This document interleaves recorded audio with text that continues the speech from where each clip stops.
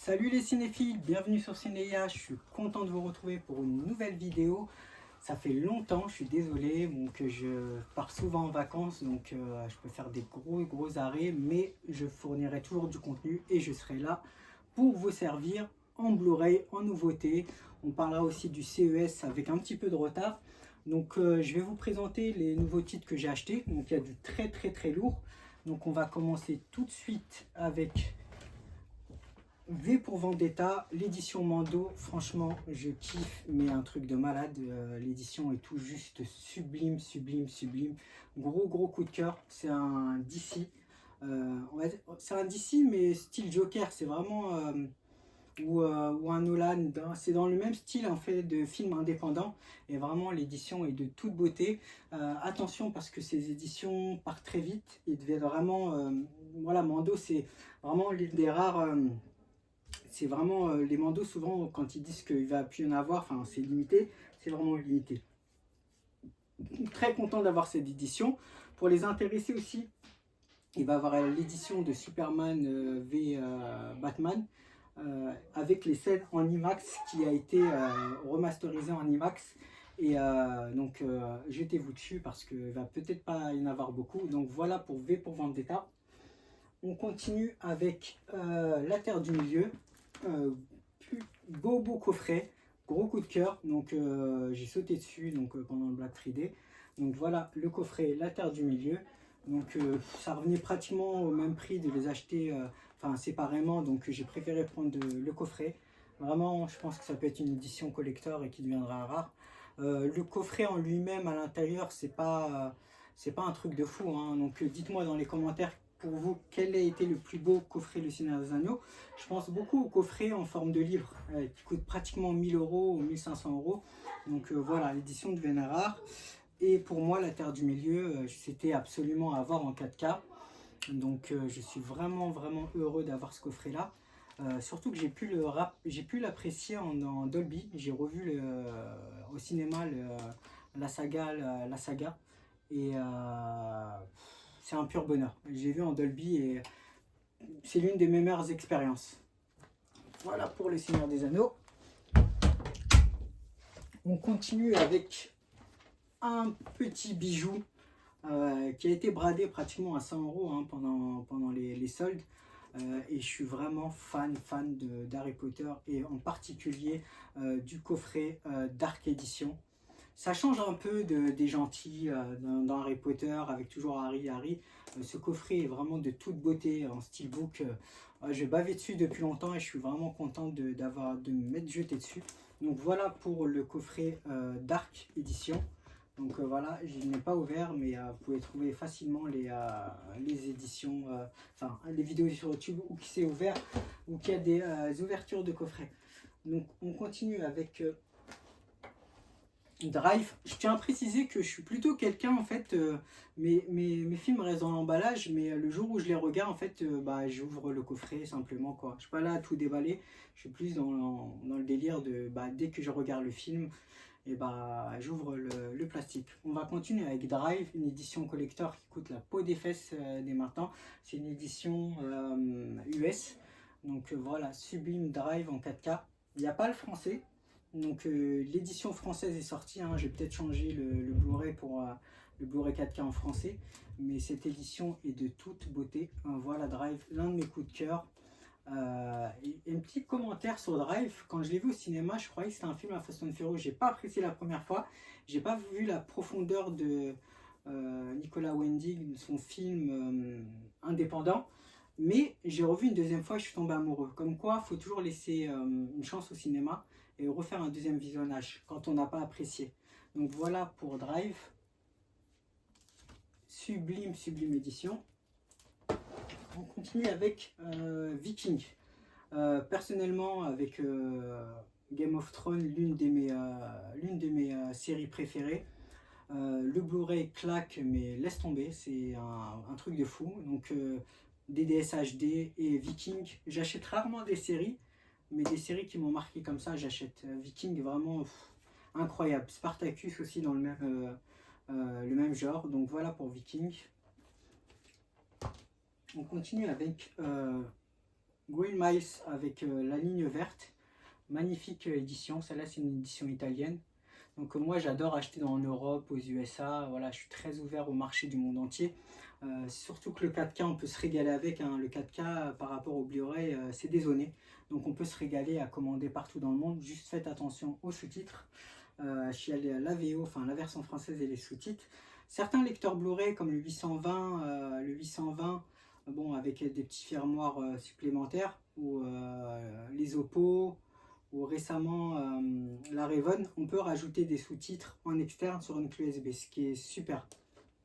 Donc voilà pour Grain Miles. On continue avec Matrix Sublime, hein. On peut le trouver dans les 15 € assez facilement. Cette édition est vraiment de toute beauté, donc c'est des éditions collector. Donc Matrix c'est un classique, hein. On peut même s'arrêter au 1 hein, tellement il est terrible. Ce film a révolutionné le monde du cinéma. On continue avec mon petit chouchou Dune. Donc j'ai hâte de voir Dune 2, je vais aller le voir en IMAX. Donc au sujet de l'IMAX vs le Dolby, au début j'avais une préférence pour le Dolby, mais je me suis ravisé pour l'IMAX, hein, parce que l'IMAX, quand tu regardes un film en IMAX, tu l'oublies jamais de ta vie. Et ce qui me frustre au niveau du Dolby, c'est pas comme un cinéma où vraiment on entend les sons. Pourtant il y a 75 enceintes en Dolby, mais j'ai jamais pratiquement, sauf la démo, entendu un mec qui marche en haut. J'entends pas du tout les...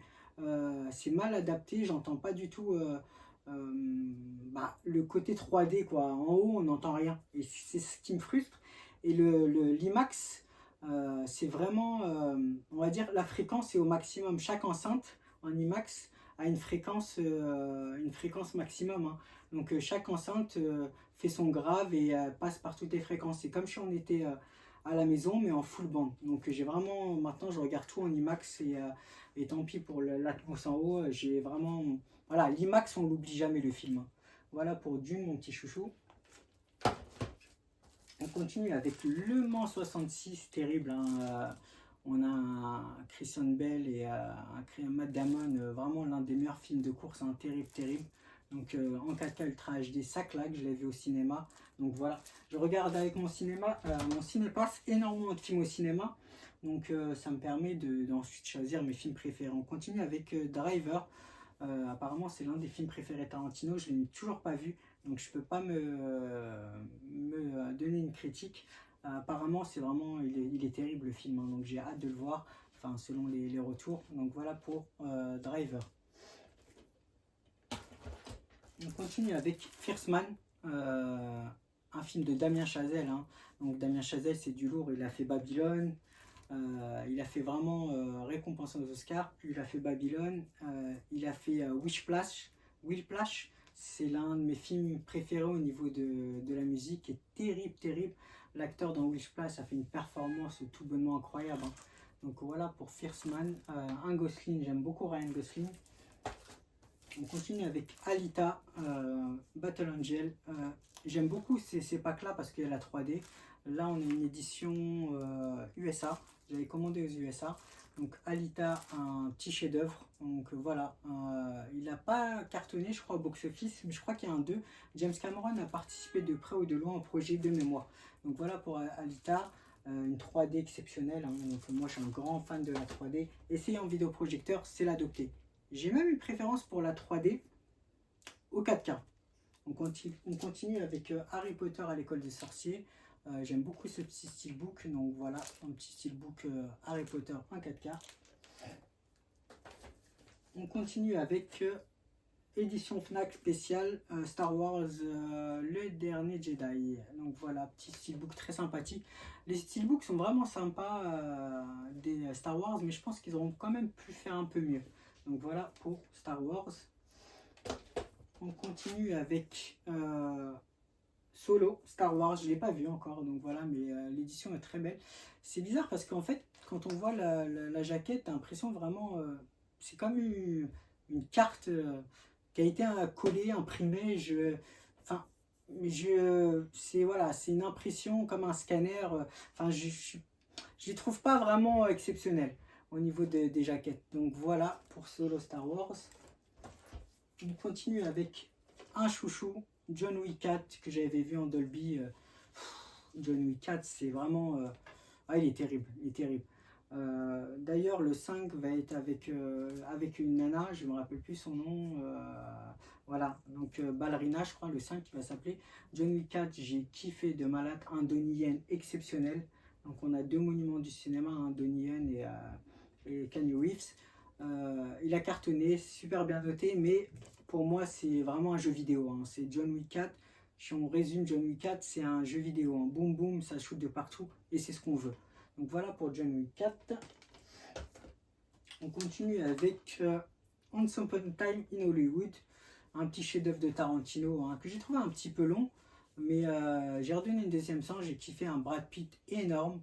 Donc Brad Pitt, Margot Robbie, un trio d'enfer. Margot Robbie, toujours exceptionnelle, hein, c'est l'étoile montante d'Hollywood et c'est l'une des femmes les mieux payées d'Hollywood. Donc voilà, et Brad Pitt bien récompensé pour le dernier Tarantino. D'ailleurs, Tarantino veut tourner une série télé. Donc voilà pour l'anecdote. On continue avec Creed 2. Donc j'ai beaucoup aimé Creed 2. Dans l'ordre, j'ai préféré le 1, le 2, après le 3. Donc voilà pour Creed 2, très beau steelbook. Donc je suis pas là à chercher vraiment les steelbooks. Hein. Quand il y a des steelbooks au prix des amarrés, je prends, mais je suis pas obsédé par les steelbooks. Sauf voilà, j'ai les Marvel que je trouve sublimes. Voilà, j'ai quelques grosses collections, mais je suis pas vraiment. Je suis vraiment plutôt le support au contenant. Hein. Je suis plutôt là, voilà, c'est le CD qui m'intéresse et la jaquette, voilà, ça passe secondaire. Mais il faut dire qu'il y a vraiment des steelbooks qui sont de toute beauté, hein. Comme Jumanji qui est toute beauté. Hein. Donc on passe à Watchmen, l'un des meilleurs films de super-héros. Pour moi, Zack Snyder, pour moi, il est terrible. Hein. Zack Snyder, pour moi, bah, j'adore ses films. Hein. Voilà, Zack Snyder, je suis dégoûté qu'il était parti de DC. Hein. Donc c'était un peu le bordel avec Warner.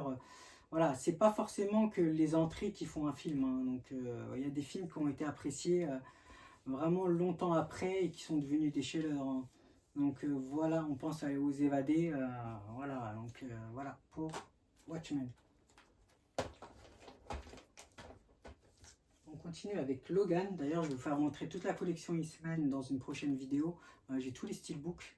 Donc ils ont le prix a vraiment flambé. Hein. J'ai l'impression que les Blu-ray 4K deviennent de plus en plus rares et il y a des prix qui deviennent astronomiques. Hein. Gardez bien votre collection. Donc voilà, de 4K parce que un jour ça va coûter très très cher.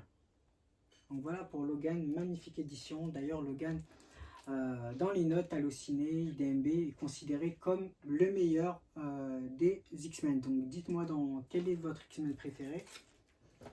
On continue avec Elvis. Austin Butler a fait une performance qui est tout juste incroyable. Hein. J'ai l'édition Fnac. J'ai eu un gros coup de cœur pour Elvis. Hein. L'acteur était vraiment incroyable, incroyable. D'ailleurs, je crois, j'ai vu Bob Marley qui était vraiment pas mal aussi. Et je crois qu'ils vont aussi adapter Michael Jackson. Il y aura du boulot. Hein. Celui qui va faire Michael Jackson, bah, sur ses épaules, ça va être énorme le rôle qui va reposer. Donc voilà pour Elvis, qui est tout juste incroyable. Belle histoire. Tom Hanks n'était pas ouf dans le rôle. Un peu déçu de Tom Hanks. On continue avec Inglourious Basterds, l'édition Steelbook. Hein, l'un des meilleurs Tarantino. Hein, je le mets dans mon top 3. Hein, je le préfère même à Once Upon a Time in Hollywood. Voilà pour Inglourious Basterds, un chef-d'œuvre.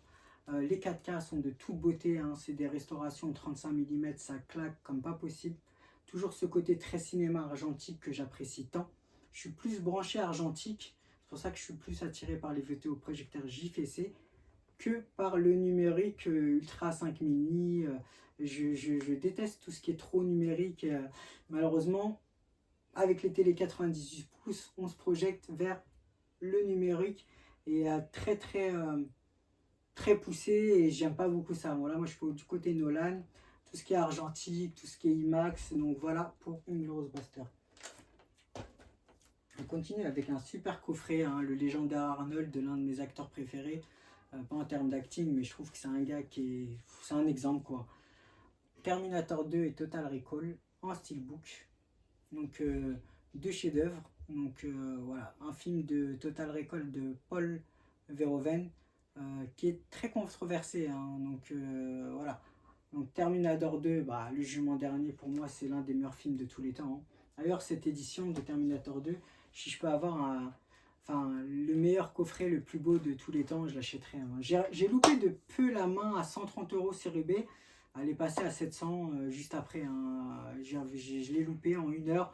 Et la main de Terminator en 4K, je trouve que c'est le plus beau coffret.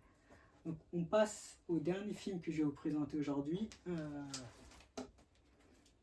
Top Gun Maverick, un chef-d'œuvre.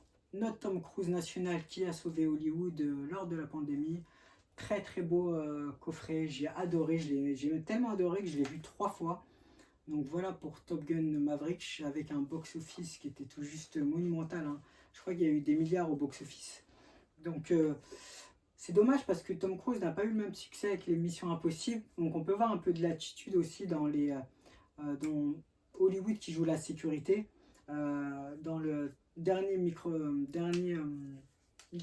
Impossible, Dead Dragon, il va y avoir la partie 2, mais je crois qu'ils ont même changé le titre parce que voilà, il n'avait pas franchement super fonctionné.